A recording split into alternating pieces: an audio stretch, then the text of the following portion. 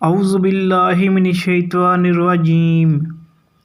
میں اللہ کی پناہ لیتا ہوں شیطان مردود سے۔ بسم اللہ الرحمن الرحیم۔ اللہ کے نام سے شروع کرتا ہوں جو بڑا مہربان نہایت رحم والا ہے۔ یہ ہے سورۃ البقرہ کی آیت 229 تا 232 کا ترجمہ و تفسیر۔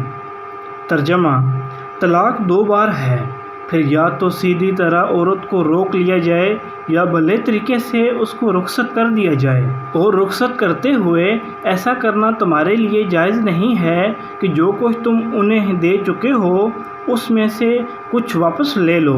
البتہ یہ صورت مستثنیٰ ہے کہ زوجین کو اللہ کے حدود پر قائم نہ رہ سکنے کا اندیشہ ہو۔ ایسی صورت میں اگر تمہیں یہ خوف ہو کہ وہ دونوں حدود الہی پر قائم نہ رہیں گے تو ان دونوں کے درمیان یہ معاملہ ہو جانے میں مضحکہ نہیں کہ عورت اپنے شوہر کو کچھ معاوضہ دے کر علیحدگی حاصل کر لے۔ یہ اللہ کے مقرر کردہ حدود ہیں، ان سے تجاوز نہ کرو، اور جو لوگ حدود الہی سے تجاوز کریں وہی ظالم ہیں۔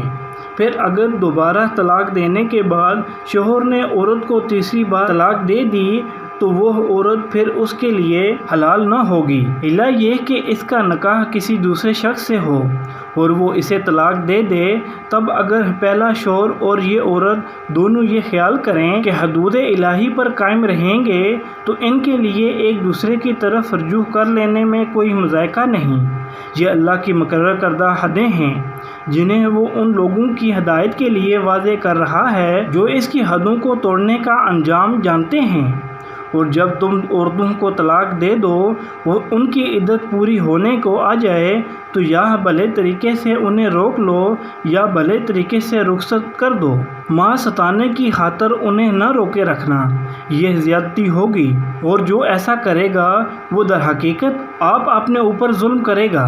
اللہ کی آیات کا کھیل نہ بناؤ، بھول نہ جاؤ کہ اللہ نے کس نعمت عظمیٰ سے تمہیں سرفراز کیا ہے۔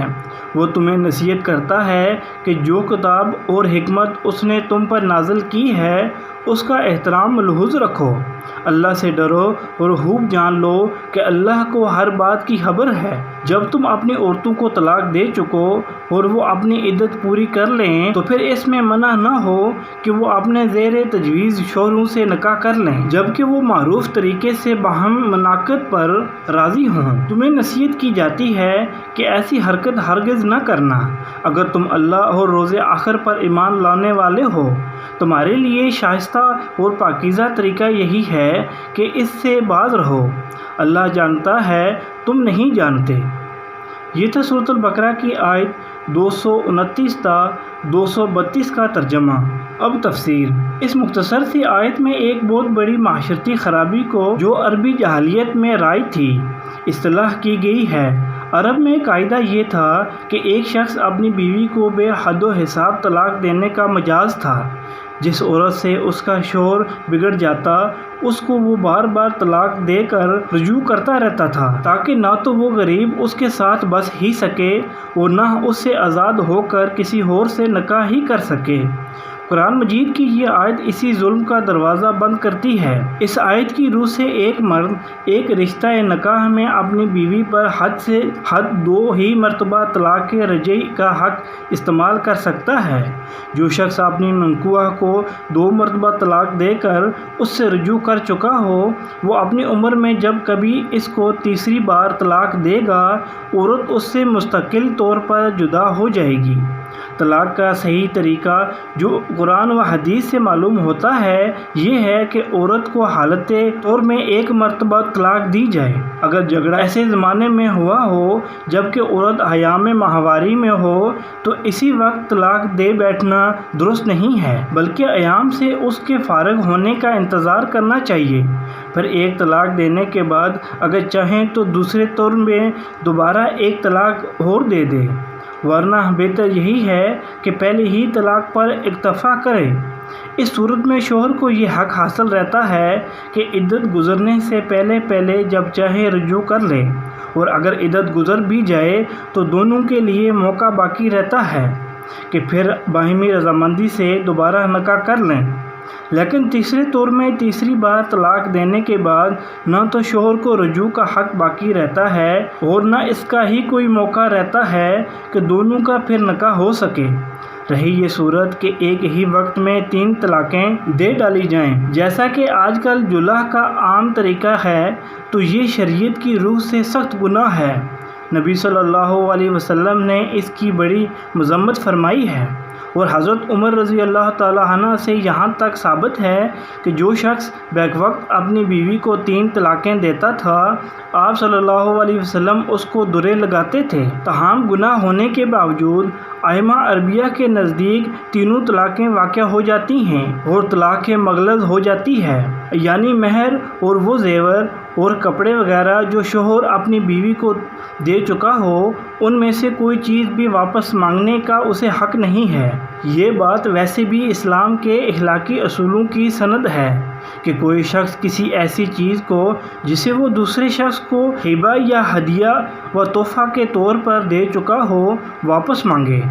اس ذلیل حرکت کو حدیث میں اس کتے کے فعل سے تشبیہ دی گئی ہے جو اپنے ہی کہہ کو خود چاٹ لے، مگر خصوصیت کے ساتھ ایک شوہر کے لیے تو یہ بہت ہی شرمناک ہے کہ وہ طلاق دے کر رخصت کرتے وقت اپنی بیوی سے وہ سب کچھ رکھوا لینا چاہے جو اس نے کبھی اسے خود دیا تھا۔ اس کے برعکس اسلام نے یہ اخلاق سکھائے ہیں کہ آدمی جس عورت کو طلاق دے اسے رخصت کرتے وقت کچھ نہ کچھ دے کر رخصت کرے، جیسا کہ آگے آیت 241 میں ارشاد فرمایا گیا ہے۔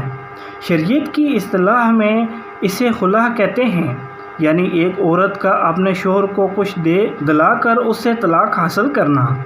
اس معاملے میں اگر عورت اور مرد کے درمیان گھر ہی میں کوئی معاملہ طے ہو جائے تو جو کچھ طے ہوا ہو وہی نافذ ہوگا، لیکن اگر عدالت میں معاملہ جائے تو عدالت صرف اس امر کی تحقیق کرے گی کہ آیا فی الواقع یہ عورت اس مرد سے اس حد تک متنفر ہو چکی ہے کہ اس کے ساتھ اس کا نباہ نہیں ہو سکتا۔ اس کی تحقیق ہو جانے پر عدالت کو اختیار ہے کہ حالات کے لحاظ سے جو فدیہ چاہے تجویز کرے، اور اس فدیے کو قبول کر کے شوہر کو اسے طلاق دینا ہوگا۔ بالعموم فقہ نے اس بات کو پسند نہیں کیا ہے کہ جو مال شوہر نے اس عورت کو دیا ہو اس کی واپسی سے بڑھ کر کوئی فدیہ اسے دلوایا جائے۔ خلع کی صورت میں جو طلاق دی جاتی ہے وہ رجعی نہیں ہے بلکہ بائنہ ہے، چونکہ عورت نے معاوضہ دے کر اس طلاق کو گویا خریدا ہے، اس لیے شوہر کو یہ حق باقی نہیں رہتا کہ اس طلاق سے رجوع کر سکے۔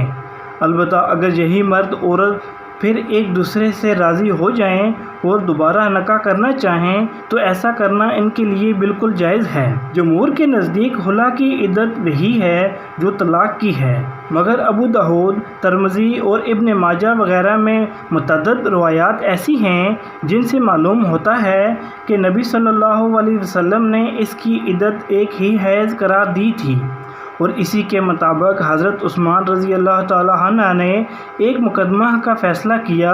ابن کثیر جلد اول صفحہ 262۔ حدیث صحیح سے معلوم ہوتا ہے کہ اگر کوئی شخص محض اپنی متعلقہ بیوی کو اپنے لیے حلال کرنے کی خاطر کسی سے سازش کے طور پر اس کا نکاح کرائے اور پھر سے یہ طے کرے کہ وہ نکاح کے بعد اسے طلاق دے دے گا تو یہ سراسر ایک ناجائز فعل ہے۔